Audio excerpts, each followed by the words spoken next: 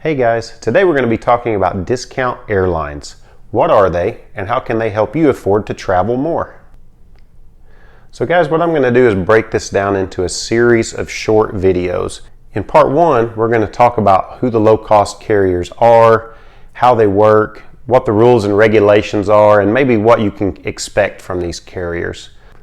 In part two, we'll take a quick look at each of the low-cost airlines, give kind of the pros and cons of each, and show how they stack up against each other. And in part three of the series, we'll take a quick look at the rules and regulations and discuss how we work around those so that we can still get those cheap fares. So let's get right into part one here. What is a low-cost airline?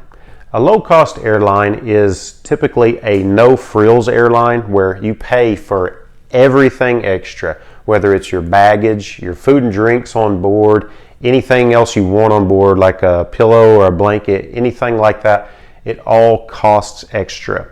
So when you see the fare on a low-cost airline, all that is just the price to get you to and from your destination. It doesn't include your baggage, it doesn't include any food or drink service on board, anything like that. It is just the seat on the airplane. So along with that, you also have to pay to select your seats when you're flying on low-cost airlines. So for example, if you're flying with someone on a trip, they will not guarantee you that you can sit with the person that you're traveling with unless you pay extra so that you can select your seats. So from my own experience, I've flown several low-cost airlines, and whenever you get to the counter at the gate before your flight, if you tell them at the counter that you are flying with someone and that you would like to sit together, I've never had them not accommodate me on that.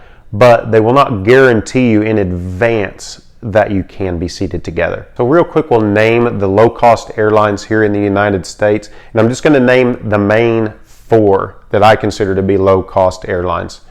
You've got Frontier Airlines, you have Spirit Airlines, you have Allegiant Airlines, and you have JetBlue. There's some others that consider themselves to be low-cost airlines, but you won't find the kind of deals on them that you'll find on these four.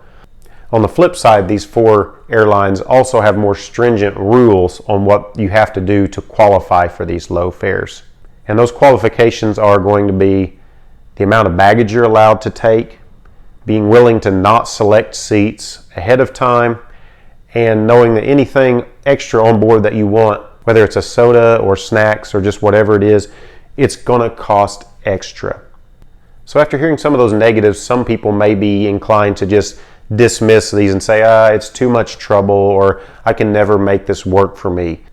So before you make that decision, let me give you a couple of quick examples of what some of these fares can be.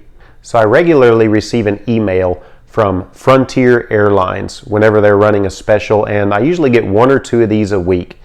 I received one today with a long list of $19 one-way flights. And in that list, if you're able to fly to one location for $19, you're also almost always able to fly back from that location for $19. So if you do the math on that, that's a $38 round trip, and there is a lot of them. Another low-cost airline that I've used several times is Spirit Airlines. They have something they call their $9 fare club. When you throw in the taxes and fees, it actually adds up to about $23 one way. And I used to get those offers really often. Lately, I haven't gotten so many of those. So my go-to has been Frontier Airlines. The other two I haven't had as much experience with, but I know they have some incredible deals as well. I have a friend who's getting ready to fly from Oklahoma to Florida for about $100 round trip using Allegiant Airlines. And I've seen deals from them several times for flights from Oklahoma to Las Vegas, round trip, non-stop flights for $100 or even less sometimes. So while I have not used Allegiant Airlines yet, I have seen some really great deals that they do have. So the next thing I want to quickly talk about is what are the things you need to be able to do to take advantage of these deals and not end up paying a whole bunch of little extras here and there. So what it boils down to is the airlines know that they can attract more customers with these cheap fares, and then often those customers will pay for all the extras like checked baggage or pay for their boarding pass or pay for selecting their seats and all of those kind of things, pay for their snacks and drinks on board. And when all those things add up, they end up getting just about as much money from each customer as they would if they just charged a full fare and threw in all those extras for free. So what we have to do is figure out, how do we beat them at their own game and not pay for all those extras and end up getting that cheap fare that's advertised, like the $38 round trip fare that we just discussed. So let's just go through a real quick list of what you need to be able to do to get those super cheap fares that you see advertised without paying a whole bunch of hidden costs and fees that end up making it not really worth your while to use a discount airline to begin with. So number one, and you're probably going to get tired of hearing me say this, but be flexible with your travel dates.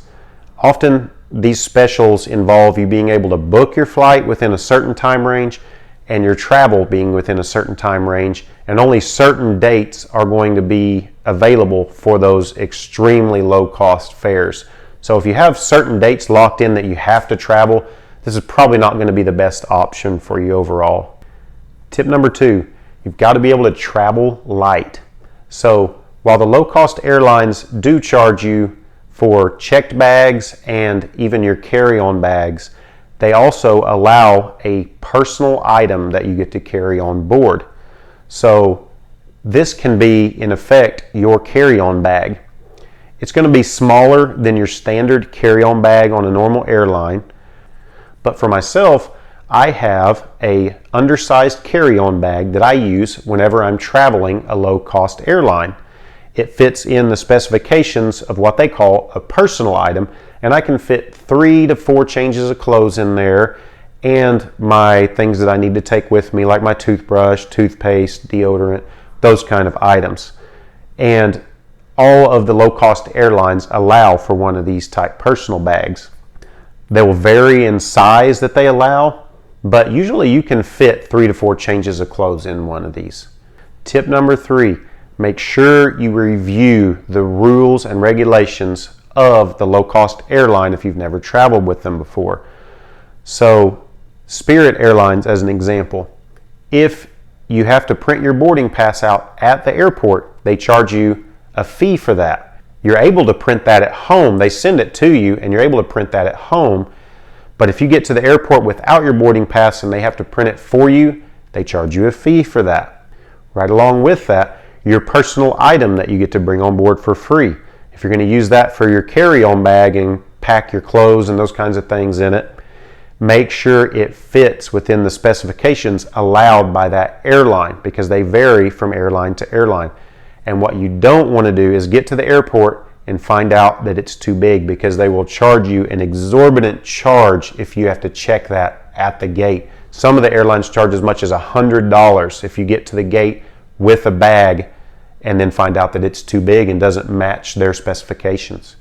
So guys, the last thing I want to do is encourage you to get out there and try these for yourself. Don't be discouraged by some of the negative reviews you'll see online. I know for myself, for years, I was seeing these incredible fares pop up from Spirit Airlines, but I was afraid to try them because I saw all these negative reviews online, people talking about these horrible experiences they'd had with them. So once I finally gave them a try, I was shocked to see that the level of service didn't differ that much from your major airlines, your Delta, your American. The difference is anything extra you want, you have to pay for. And that really bothers some people, to have to pay for a soda on board or pay for their snack on board that they're used to getting for free. And this really makes them take a really negative view of the airline just because of something that minor. When you're using a low-cost airline, your goal should be that you're trying to get from point A to point B and back again for as cheap as you can, so that you can afford to take a trip that you probably wouldn't have been able to afford to take. So speaking for myself, if I can get a $19 one-way fare somewhere and a $19 one-way fare back, I couldn't care less if I have to buy my own soda when I'm on board, or if I'm going to have to buy a snack if I want it when I'm on board. I'm thinking I get a $38 fare as opposed to $300 or $400 that it's going to cost me on a normal airline. So keep in mind that when you're traveling with a low-cost airline, there's a reason it is a low-cost airline. There are fees associated with anything extra that you want on these flights. But if your goal is simply to travel as cheap as you can, they will get you safely from point A to point B and back again, and with some pretty friendly service.